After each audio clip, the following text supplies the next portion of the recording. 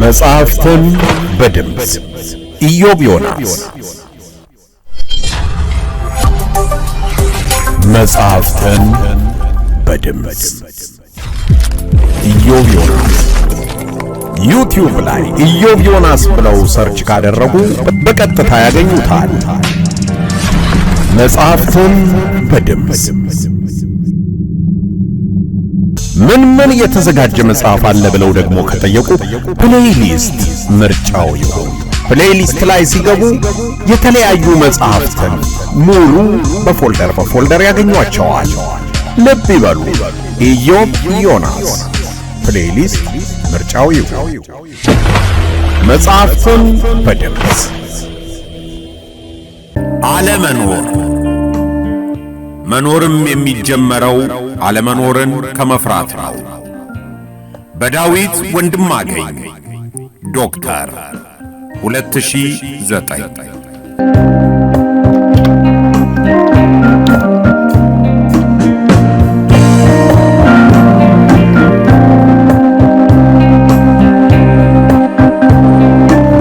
ተራኪ ኢዮብ ዮናስና አርቲስት የትናየት ታምሩ።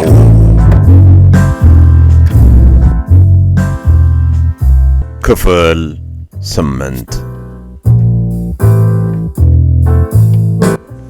ቀኑ ሐምሌ 19 ነው።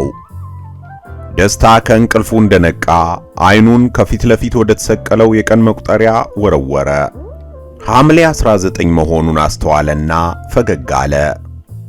ይህን ቀን በየዓመቱ አይዘነጋውም። በልጅነቱ ናፍቆ ከሚጠብቃቸው በዓመት ውስጥ ካሉ ጥቂት ቀናት አንዱ ነው። ሌሎቹ የተለመዱት የዓመት በዓል ቀናት ናቸው። ነፍስ ካወቀ በኋላ ዓመት በዓል ሰው ሁሉ ተስማምቶ የጅምላ ዕረፍት የሚወስድበት ቀን ነው ብሎ በማመኑ ምክንያት ብዙም የተለየ ስሜት አይፈጥርበትም። ሐምሌ 19 ቀን 1959 ደስታ የተወለደበት ቀን ነው። የመወለድ ትርጉም በማይገባበት የልጅነት ዘመኑ ይወደውና ይናፍቀው የነበረ ቀን ነው። መወለድ ምንድነው ሲል ራሱን ጠየቀ። ለመሞት መኖር ሲል አሰበ። የሞት ሂደት የመጀመሪያ ቀን አለ ለጥቆ። መጀመሪያው የት ነው አለ አሁንም። ሐሳቡ እንደተለመደው ይዞት ሊሄድ እያኮበኮበ ነው። መልሶ ስለ ልጅነት ዕድሜው ናፍቆትና ትዝታው ሐሳቡን በግድ ገፋው። በመጀመሪያዎቹ የሕይወቱ ጥቂት ዓመታት ልደቱና የልደቱን ቀን ምን ይሁኑ፣ እንዴት ይከበሩ ወይም አይከበሩ የሚያውቀው ነገር የለም። እንደ ማንኛውም ልጅ ማለት ነው። ልደቱ ተከብሮ ከሆነ ወላጆቹ ያው እንደተለመደው ለራሳቸው ደስ እንዲላቸው ብለው አክብረውት ይሆናል። ወይም ነፍስ ካወቀ በኋላ እንዳስተዋለው ረስተውት ይሆናል።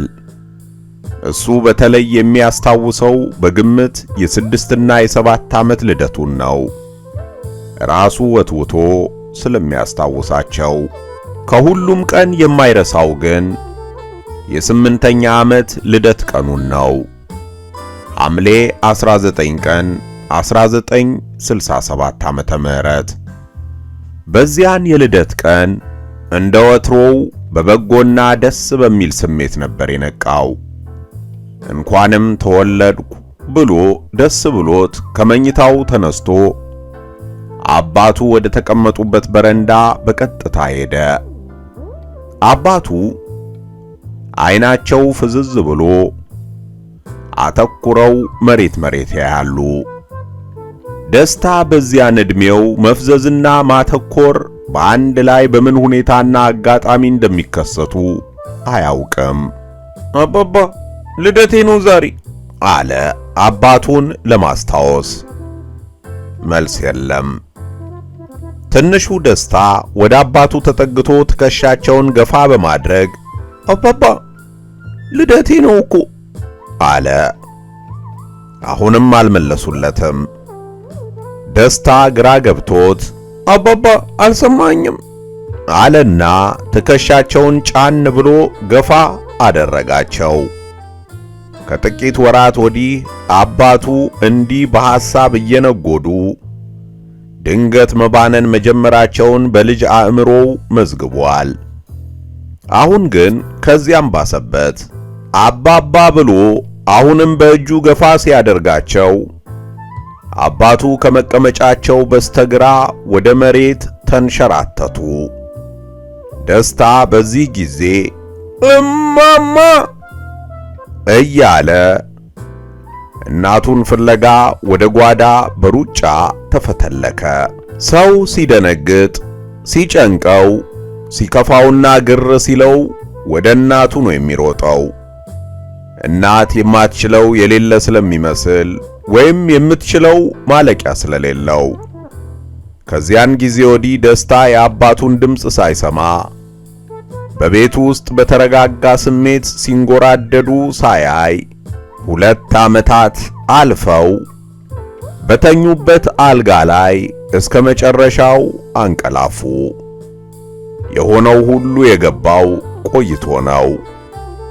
በመዝሙር ሐምሌ 1967 የጭቁኖች የቤት ኪራይ የታወጀበት አባቱ ራሳቸውን ስተው የቀሩት አለኝ የሚሉት ሀብታቸው በሙሉ በመሬት ላራሹ አዋጅ ምክንያት መወረሱን እንደሰሙ ነበር።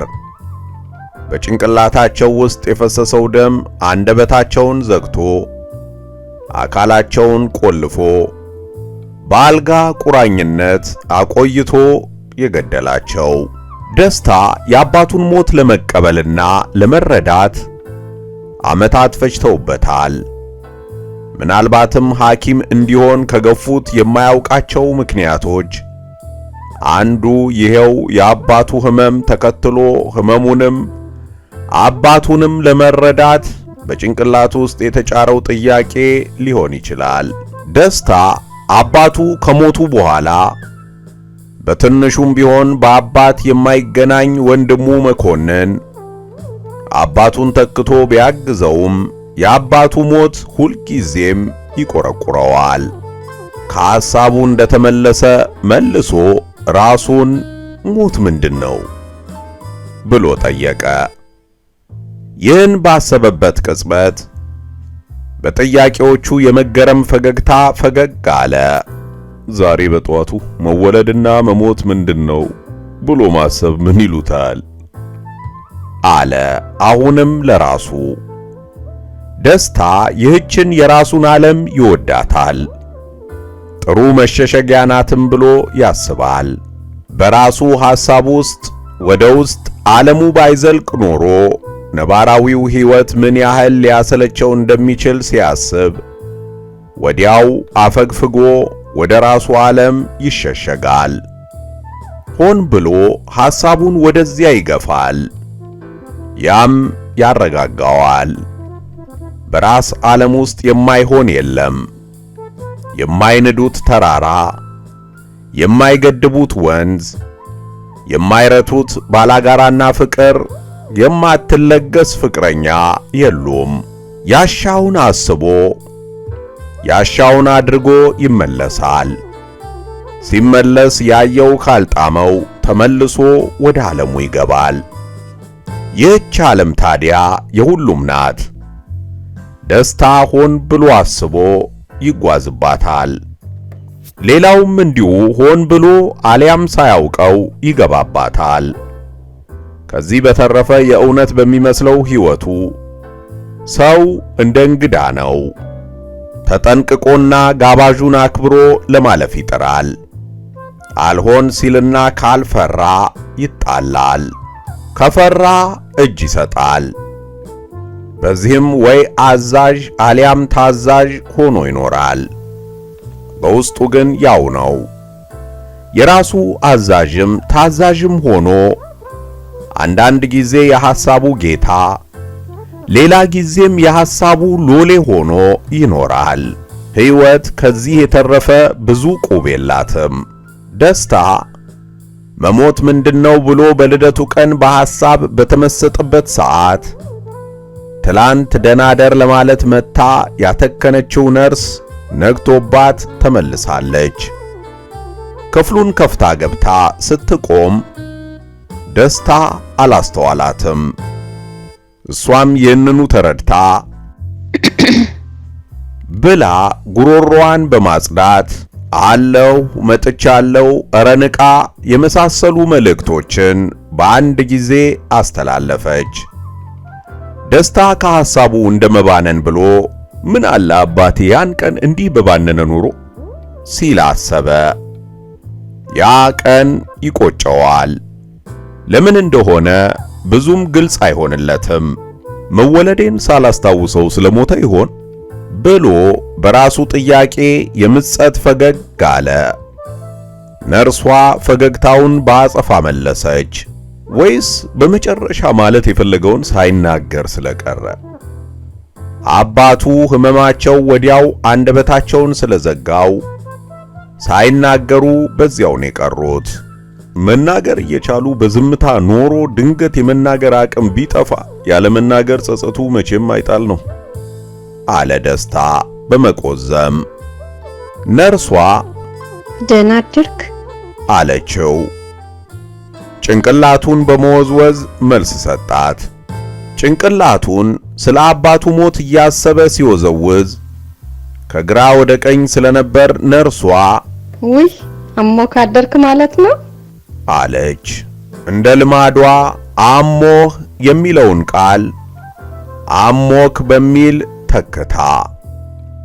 እሱ ግን ጭንቅላቱን የወዘወዘው የአባቱን የመጨረሻ ፍላጎትና ጸጸት አለማወቁ ብቻ ሳይሆን አባቱን ራሳቸውን ባለማወቅ ቁጭት ነበር። አይ ኧረ ደህና ነኝ አለ ደስታ ትኩረቱን ወደ ነርሷ ለማድረግ እየጣረ። ቀጠለናም እንዲሁ ሐሳብ ውስጥ ሆኜ ነው አላት። ምን ነው የምን ሐሳብ አለችው ነርሷ። አሁን ምን ይጠቅማታል ብሎ አሰበ። ሐሳቡን ሳታስጨርሰው ለሰው እኮ ያካፈሉት ሐሳብ ጥሩ ነው ብላ ለማረፊያ በተዘጋጀው ደረቅ ወንበር ላይ ተቀመጠች። ሆስፒታሉ ክፍሎች ውስጥ የሚዘጋጁ ወንበሮች ለመቀመጥም ላለመቀመጥም የማይመቹ ናቸው። ሰው ሲቆም ሕመምተኛውን እከብደዋለሁ ብሎ ያስባል። ሲቀመጥ ደግሞ መቀመጫው ይቆረቁረዋል። እንደ ብዙ ተቋማት ሁሉ ብዙ የሆስፒታል ባህሪያት እንዲሁ ናቸው። የሚመችና የማይመች ነገሮች አብረው በአንዴ ይሄዳሉ። መድኃኒት በሉት፣ ሕክምና በሉት፣ አልጋው፣ ወንበሩ፣ ሰው፣ ሁሉም። ይህች ነርስ እንኳን ደስታን ላጽናናው ብላ እየረበሸችው ነው። ደስታ መቀመጧን ካስተዋለ በኋላ ማምለጫ እንደሌለው ገመተ። ከቆየች አይቀር ለምን እኔስ ሳላደርቃትም አለና እንዲሁ ዝም ብዬ ስለሞትና መሞት እያሰብኩ ነበር አላት። በስመ አብ ወወልድ ወመንፈስ ቅዱስ። ምን ነው ዶክተር እንደዚህ የምታስበው ብላ አማተበች። ቀጠለችና በቃ ህመሙ ተስፋ የለውም ማለት ነው አለች። ደስታ የመጨረሻውን ለማየት በመጓጓት ዝም ብሎ ያያታል። በጣም የሚያሳዝን ነው። አንተም መሞት የለብህም። ውይ በስመ አብ ብላ አይኑን አየችው። አይኗ ቀልቷል። ደስታ የአይኗን መቅላትና የፊቷን መድከም አስተውሎ አዘነላት። ያደረችው እንቅልፍ ሳትተኛ ነው ማለት ነው አለ ለራሱ። ነርሶቹም እንደ ሐኪሞቹ በቀን 2 ጊዜ ነው የሚነጋባቸው። ጠዋት ለቀን ሥራ፣ ማታ ለሌሊት ሥራ። ለምን አላት ወደ ጨዋታው ሐሳቡን በመመለስ። አለችው ግራ በመጋባት። እኔ መሞት የሌለብኝ አለና መልሷን በጉጉት መጠበቅ ጀመረ። ነርሷ ምን መመለስ እንዳለባት አላወቀችም። እንጃ ብላ ተንተባተበች። ሁሉም ሟች ነው ብዬ እኮ ነው አላት። አዎ ብላ መለሰችና ምን አይነት ወሬ ውስጥ ነው የገባሁት በሚል ስሜት አይኗን ወደ መሬት መለሰች። ግራ ሲገባ ወደ መሬት ማየት ይቀላል አይደል? አላት ደስታ ወሬውን ሊያቀልላት በማሰብ። ነርሷ ጭራሹኑ እየዞረባት መጣ። እኔ እንጃ ለምን አለች እንደምንም ጨዋታው ውስጥ ለመቆየት እየጣረች። መሬት የሕይወትም የከንቱነትም ማስታወሻ ስለሆነች ይመስለኛል አላት። ነርሷ ምንም እንዳልገባት ታስታውቃለች። ቢሆንም ላለመረታት በመፈለግ እንዴት ብላ ጠየቀች። ጥያቄ መጠየቅ በጣም በቀላሉ ውይይት ውስጥ የመቆየት አንጻራዊ አቋም ነው። መጠየቅ ሲያቅት ግን እጅ መስጠት ይሆናል። በመኖርና በመሞት መካከል ያሉት ሁኔታዎች በሙሉ ጊዜያዊ መሆናቸውን ያስታውሰን ይሆናል። ብዙ ነገር ትርጉም የለውም አላት ደስታ። ምንም አልገባኝም አለች ተስፋ በመቁረጥ። ችግር የለውም ተይው። አንቺ ግን እንዴት ነሽ? የደከመሽ ትመስያለሽ አላት ወደ ተለመደው ቀላልና የሚያግባባ ወሬ እየተመለሰ። ደህና ነኝ፣ ስራ አድሬ ነው የመጣሁት አለችው። ስራ አድራ ወጥታ ስራ እየጀመረች ያለችው ነርስ። አይ ጥሩ በርቺ እንግዲህ አላት ደስታ። ነርሷ ነገሩ ሂጂ እንደሆነ ገባትና ከመቀመጫዋ ተነስታ ወደ በሩ አቀናች። በቃ በመሃል እጠይቅሃለሁ ብላ መልስ ሳትጠብቅ ወጣች። የእግሯን መውጣት ተከትሎ ደስታ ስለ አባቱ ሞትና አሟሟት ወደ ማሰብ ተመለሰ።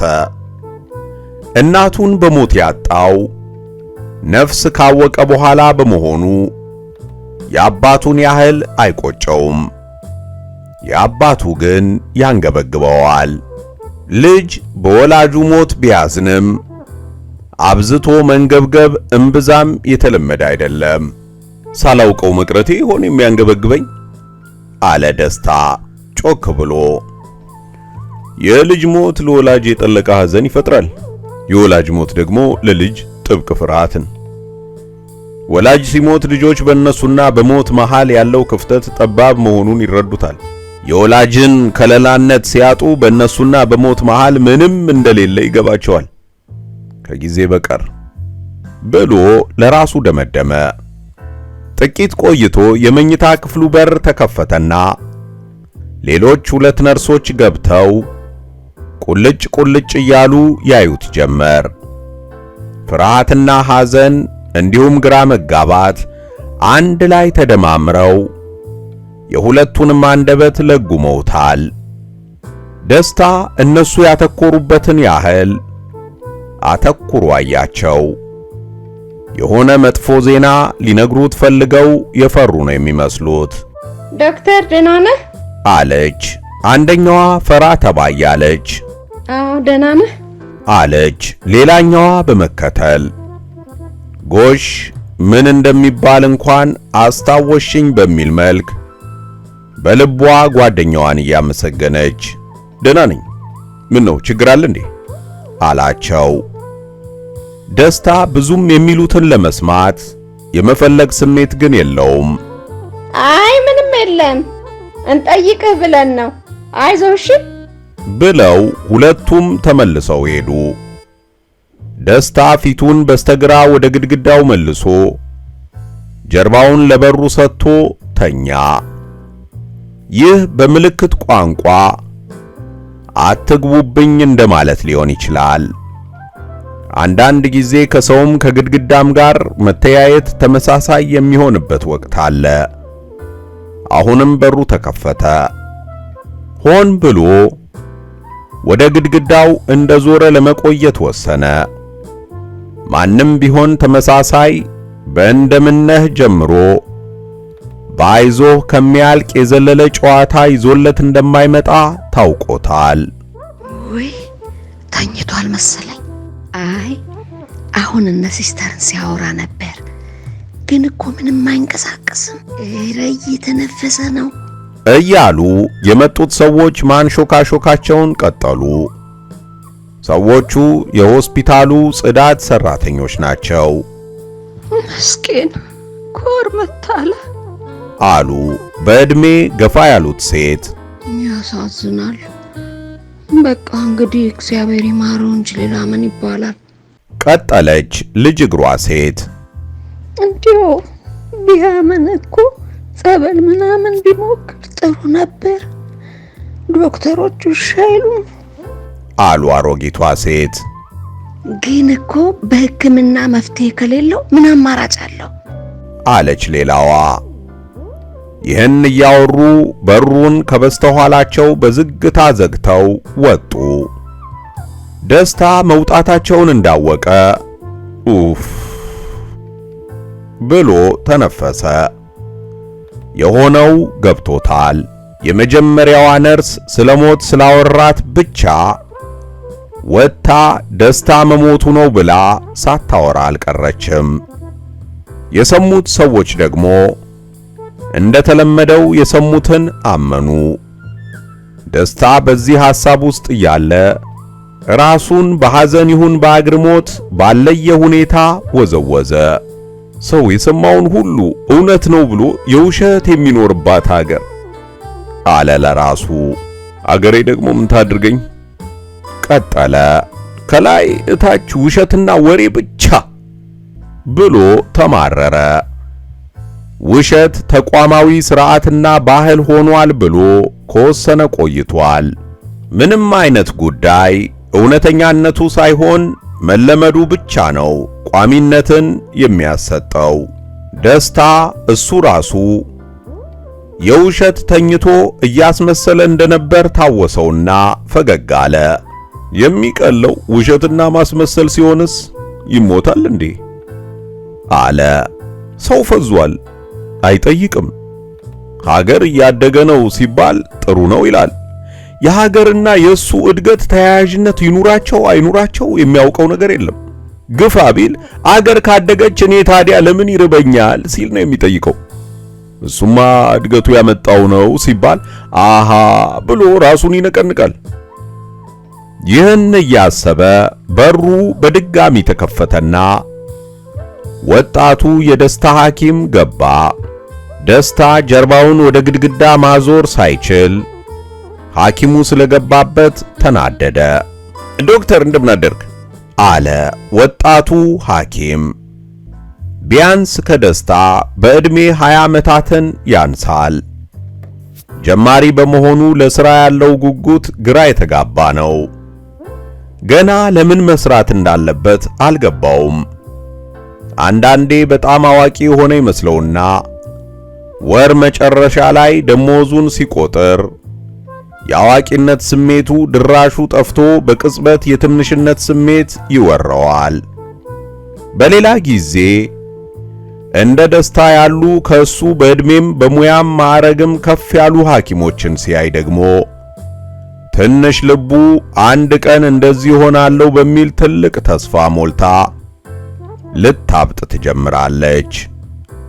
በሌላ አጋጣሚ ደግሞ እንዲህ እንደነሱ ሆናለሁ ብሎ ያሰባቸው ሐኪሞች ደክመው ታመውና ቀልባቸው ተገፎ ሲያይ በቃ ግፋ ቢል እንደዚህ ነው የሚሆነው ብሎ ቀልቡ ይገፈፋል።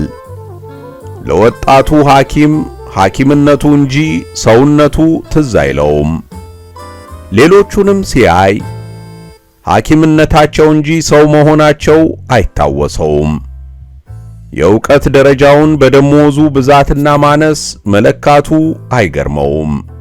ስለተማረ ብቻ መራብ፣ መጠማትና መታመምን የመሳሰሉ ቋሚ የዕለት ኑሮ ተግዳሮቶች የሚቀሩለት ይመስለዋል።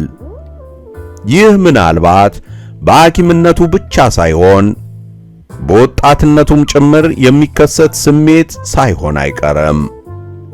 መኖር ማለት አቅም ደክሞ ጡረተኛ እስከሚሆንበት ዕድሜ ድረስ የሆነ ነገር መስራት ግድ እንደሚል የሚረዳው ዘግይቶ ነው። ለብዙ ሐኪሞች በሚገርም ሁኔታ ከታማሚ ሁሉ ለማከም የሚከብድ ታማሚ ቢኖር የታመመ ሐኪም ነው። በእርግጥ ለማከም የሚከብድ ብዙ አይነት ታማሚ አለ። ደህና ነኝ ዶክተር አለ ደስታ ወጣቱን ሐኪም እያስተዋለ። ሐኪሙ ለምን ሊጠይቀው እንደመጣ አልገባውም፣ ግን ጠርጥሯል። እንዴት ነህ አለ ወጣቱ ሐኪም። አለሁ እንግዲህ እንደምታየኝ መለሰ ደስታ። አይዞ በደንብ ትኖራለህ አለ ወጣቱ ሐኪም በማጽናናት መልክ። ይህች አይዞ አላልቅ ብላኛለች አለ ደስታ በሆዱ። ወጣቱ ሐኪም ከደስታ መልስ ሲያጣ አይመስልም ብሎ ጥያቄውን ቀጠለ። ምኑ? ደስታ መለሰ። ደህና የምትሆን አለ ወጣቱ ሐኪም። እኔ ምን አውቃለሁ አንተ ንገረኝ እንጂ አለ ደስታ።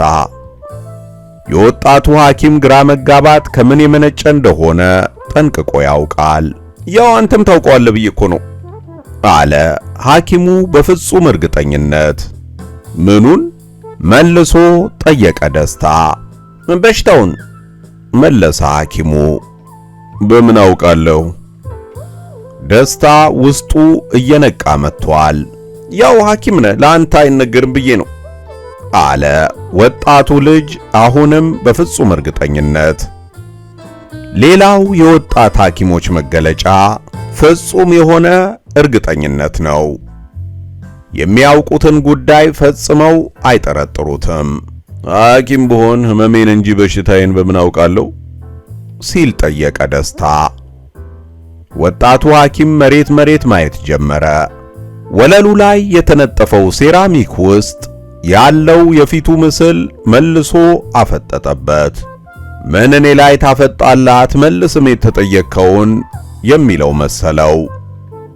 አይኑን ከወለሉ ሲያሸሽ በአትኩሮት ከሚያየው የደስታ አይኖች ጋር ተፋጠጠ። የደስታ እይታ ሰርስሮ ውስጡ የገባ መሰለው።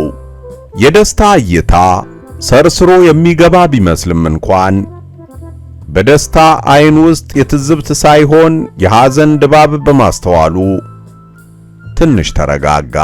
ሐኪሞችን እንዴት ማከም እንዳለብኝ በደንብ አላውቅም ሲል ተናዘዘ ወጣቱ ሐኪም። ይህን እንደተናገረ የደበተው ስሜት ከላዩ ገሸሽ አለለት። አላውቅም ማለት እረፍት ይሰጣል አይደል አለው ደስታ የወጣቱ ፊት ሲበራ እያስተዋለ። ቀላል አለ ወጣቱ ልጅ። ደስታ ወጣት ሐኪሞች ያሳዝኑታል።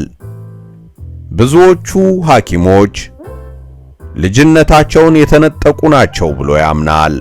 ከሕፃንነት በቀጥታ ነፃ ዝውውር ወደ አዋቂነት የተሸጋገሩ፣ በአፍላነት ዕድሜ የሰው ሕይወትን ያህል ትልቅ ተራራ በትከሻቸው ተጭኖባቸው የጎበጡ። እስኪ አንድ ጥያቄ ልጠይቅህ አለ ደስታ በማስፈቀድ ሳይሆን በማሳወቅ አይነት ቃል። ወጣቱ ልጅ እሺ እንዴ በደስታ ብሎ መለሰ። የምጠይቅህን ሳታውቅ ለምን በደስታ ጠይቀኝ ትላለህ?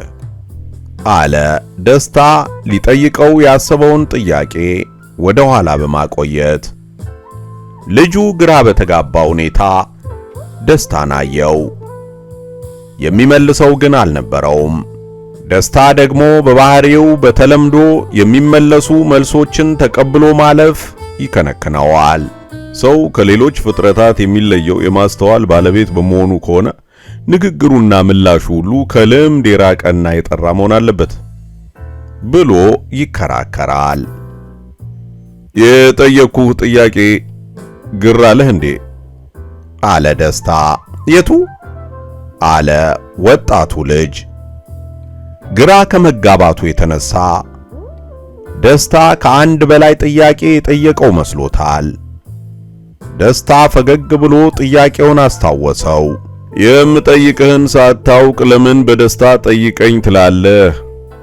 በማለት ልጁ ጥያቄው ይረሳልኛል የሚል ትንሽ ተስፋ ኖሮት እንኳን ከነበረ ተስፋው ተኖ ጠፋ። ምን መመለስ እንዳለበት ባያውቅም ዝም ብሎ መቀመጥ እንደማያዋጣው ተገንዝቧል።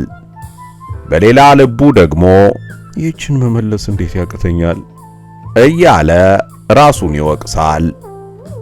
ወጣቱ ከራሱ ጋር ሙግት በገጠመበት ሁኔታ ውስጥ እያለ ደስታ በድጋሚ ሌላ ጥያቄ ጠየቀው። ለምን መልስ መመለስ እንዳቃተ ታውቃለህ? በማለት ልጁ የበለጠ መደናገጥ ጀመረ። አላቃተኝም። ድንገት ከአፉ አመለጠው። እሺ እንግዲያውስ መልስልኛ። ደስታ ሊለቀው አልፈለገም። የቱን ብሎ ከማለቱ ደስታ የፈለከውን በሚል መልስ ትከሻውን ነቀነቀ። ወጣቱ ልጅ እዚያው ከተቀመጠበት ሳይንቀሳቀስ ጥቂት ሰኮንዶች አለፉ። ደስታ የወጣቱ ጭንቀት እየጨመረ መምጣቱን አስተውሏል። ምን ነው ጨነቀህ እንዴ? አለ። ኧረ በፍጹም ዋሸ ልጁ።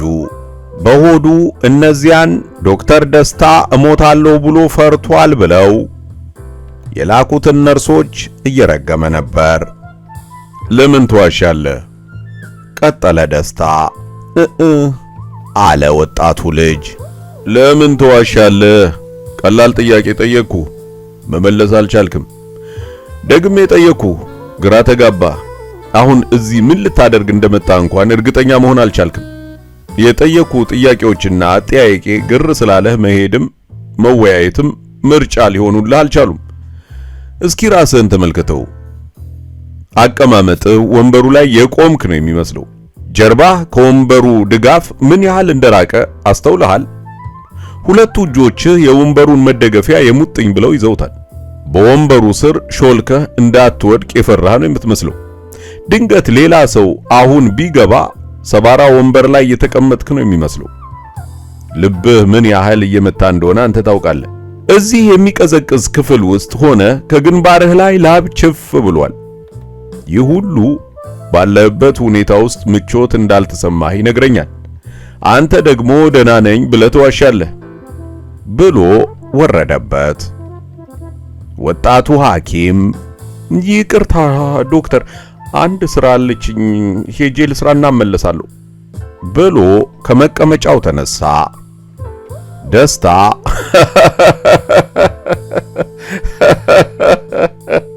ብሎ ሳቀ።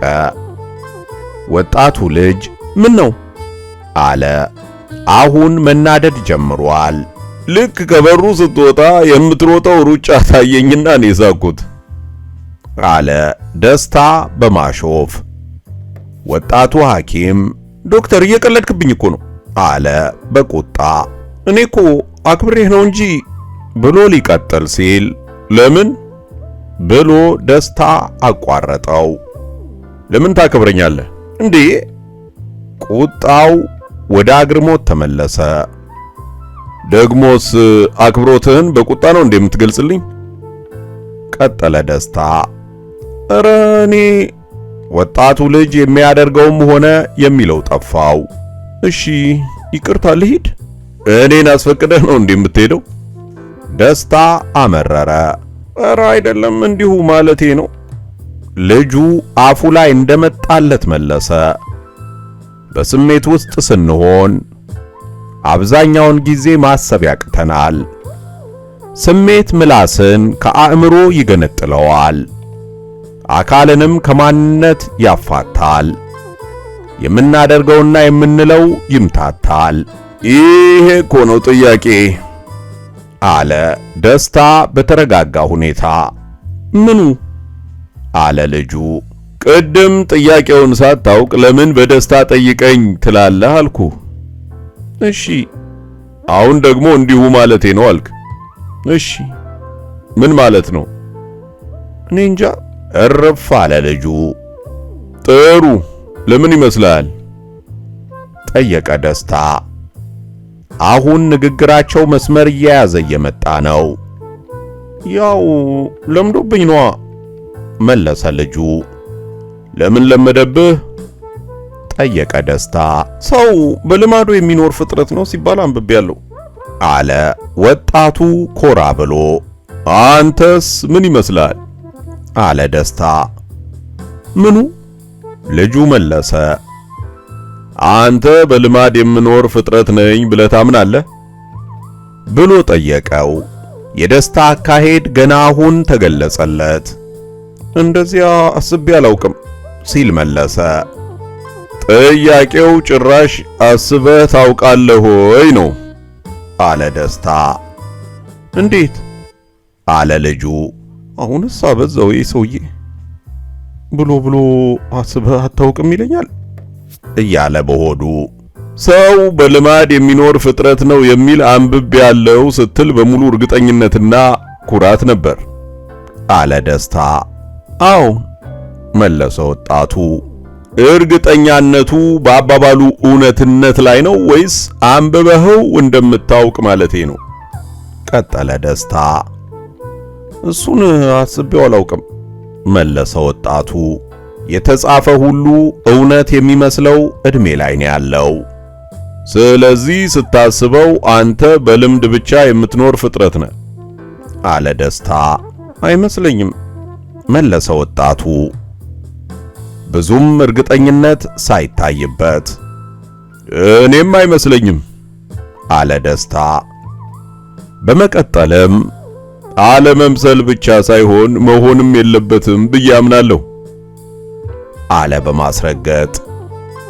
መማርህ የልምድ አኗኗርህን እንድታስተውልና እንድትመረምር ካላገዘ ምን ጥቅም አለው ሲል ቀጠለ። መማር ልማድህን ብቻ ሳይሆን ዕውቀት ነው ብለህ የምታምነውን ሁላ የምትደፍርበት መሳሪያ ነው። ይህ ካልሆነ ትምህርትህ መክኗል ማለት ነው። ወጣቱ ሐኪም በቆመበት ራሱን ነቀነቀ። የመስማማትም ይሁን የመገረም ግልጽ አይደለም። አይኑ በድጋሚ ከደስታ አይን ጋር ሲጋጭ አይ ልክ ነህ አለ። ልክ ላልሆንም እችላለሁ። ረጋ ብላ አስብበት። እኔ ስላልኩ እውነት ይሆናል ማለት አይደለም። በወጣትነት አንተ ላይ ያለው ኃላፊነት ስለተባሉትና ስለተጻፉት ነገሮች ማሰብ ብቻ ነው አለው ደስታ። ወጣቱ ሐኪም እሺ አለ። ውይይቱ በሰላም በመጠናቀቁ በውስጡ እፎይ ያለ ቅድም ልጠይቅህ ያልኩህን ጥያቄ ልጠይቅህ አለ ደስታ እየሳቀ። ወጣቱ ልጅ በደስታ ብሎ ጀመረና አይ ለዛሬ ይበቃኛል ሌላ ጊዜ ብሎ መለሰ። እሱም በተራው እየሳቀ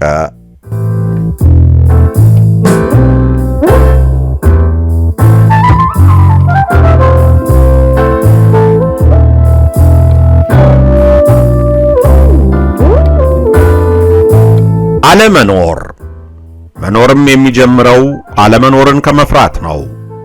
በዳዊት ወንድማገኝ ዶክተር። የዛሬ ክፍል የእስካሁኑ ነበር። በቀጣይ ክፍል እንደገና እስክንገናኝ ቸር ይግጠመን። መጽሐፍትን በድምጽ ኢዮብ ዮናስ። መጽሐፍትን በድምጽ ኢዮብ ዮናስ። ዩቲዩብ ላይ ኢዮብ ዮናስ ብለው ሰርች ካደረጉ በቀጥታ ያገኙታል።